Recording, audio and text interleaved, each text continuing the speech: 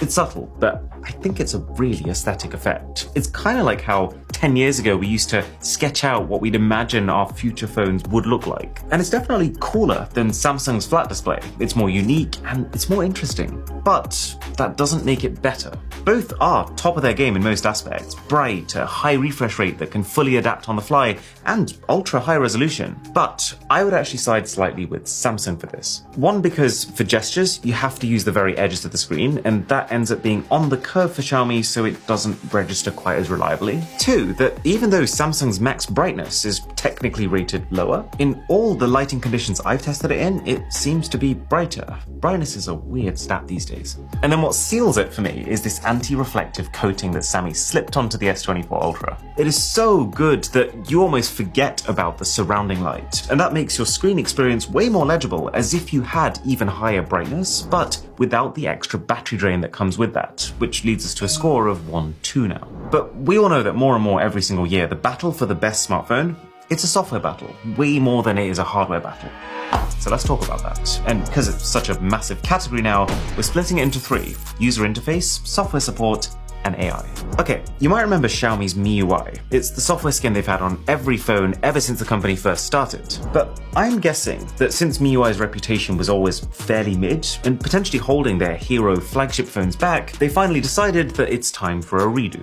A new skin called HyperOS, with a ton of new features, new animations, greater efficiency, and built to work particularly well with other Xiaomi products. So yeah, we're talking about the first full software remake from a company whose entire foundation was based on its software. Now that sounds awesome, which is why I was slightly underwhelmed when I booted it up for the first time and realized, well, that just looks like my last Xiaomi phone. And that's okay. I've never hated the way that Xiaomi's OS looks, but it is also far from my favorite right now. It very much feels like it's trying to be iOS, but just without the attention to detail or the consistency of iOS. And I particularly do not appreciate the built-in adverts. Because you would almost assume, given that HyperOS is meant to be Xiaomi's big breakaway from MIUI and its advert-filled reputation, that this would be the opposite, their way to overcorrect and to make it right. But that does not appear to be the case, like the must-have recommended apps that it shows you before you go to Xiaomi's App Store. How it takes just one swipe from your lock screen and you're in an ad. It calls itself a wallpaper carousel, but really it's an ad in disguise, because as soon as you click on anything, you will be taken to a page with so many pop-ups it genuinely makes you want to throw up. Even on the home screen, one swipe and you see news. But it's news in like the worst possible way to consume news, with 2 large banner ads on screen at any point in time, and that's on top of the fact that you already have the Google newsfeed, which actually does take you to the sites that you want to go to. Oh, but the worst is the notifications. Why on earth does the Mi browser need to specifically ping me to tell me I need to see this random article? Again,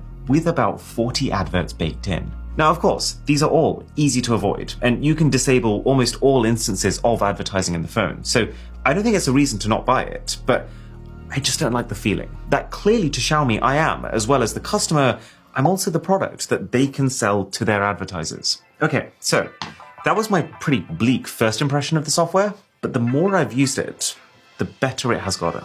For starters, you realize that HyperOS is ultra lightweight. Like, just for example, Samsung's OS takes up around 17 gigabytes of your data. This is less than 10. And within that, there is still a little bit of bloatware, but the good news is you now have complete control over it. Basically anything on the phone is uninstallable. The lock screen customization has now opened up, and it not just allows you to instantly nail one type of look really well, but like a whole suite of very different aesthetics, with also room to add your own personal touches to them. It reminds me of the kind of variation that would have previously required you to use third-party apps and workarounds, but it's built in, and that makes it work so much smoother. But it is still lacking on the lock screen widgets front. They've cleaned up the control center when you swipe down. Just like iOS, they've got rid of all the text that tells you what each icon is, which means it takes a little bit of getting used to, but once you're used to it, it feels cleaner. You can fit more icons on screen, and instead of swiping between pages, you just scroll down now. There's new animations, and the whole thing is really fluid. I only really clocked this on like my third full day of using the phone,